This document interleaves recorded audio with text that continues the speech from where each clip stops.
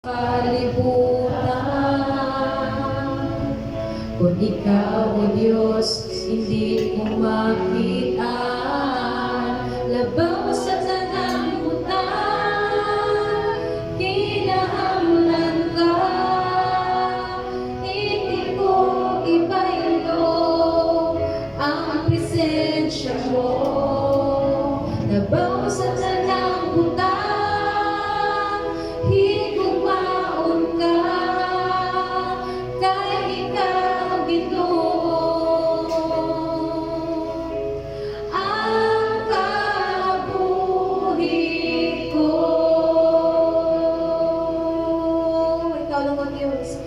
Ikaw lang ang kalipay ko, ikaw lang ang kalingon ko, O Diyos, O Diyos.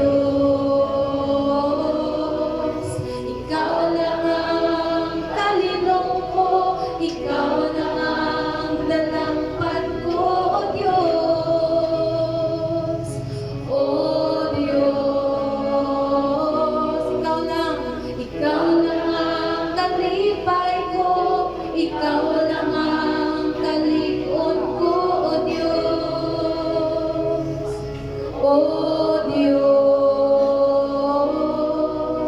Ikaw lang ang kalinong ko, ikaw lang ang dalampad ko, O Diyos, O Diyos.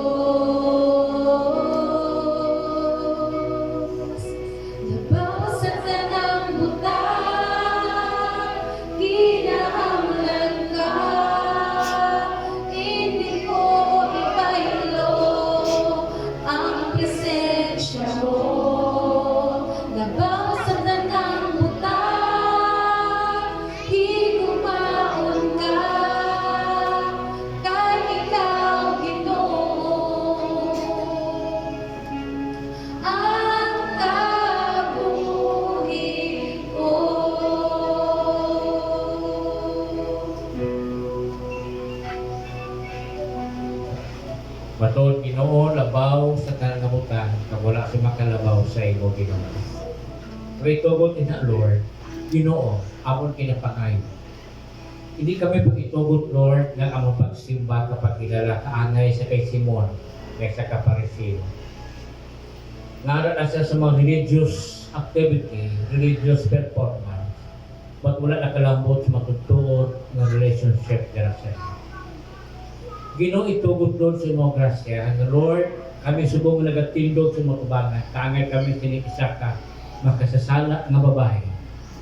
Pero may nagapalapit sa imo, kadagakilala, Lord, kami makasasala. Hindi kami takos sa imong grasya. Hindi kami takos, Ginoo, sa kaluoyan. Pero kadako sa imong kaluoy, kaamon ako man. The moment nga kami nag-surrender sa mga kabuhi sa imo, nagbutang sa mga pagtuo, nga naupdan gid sa matutuod nga pagkinulsol.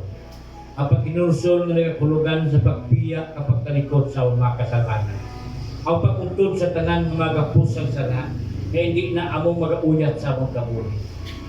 Ang kabuhi nga hindi namon ginhampang-hampangan sining kalibutan. But may natun-on nga nagakapyot kami sa imo na matutuod nga pagbago Ginoo na sanding sa imo. The moment nga among Ginoo matutuod nga nalabutan ikaw, as among Diyos yung manuluwas. Pagkaroon ng gugmas ng Diyos kamay, apapagigupod sumbalan ng Espiritu. Mangin sa inyo kag sa tanan nga katuligan. Sa ngalan sa Amay, kag sa Anak, kag sa Diyos ng Espiritu Santo. Amen.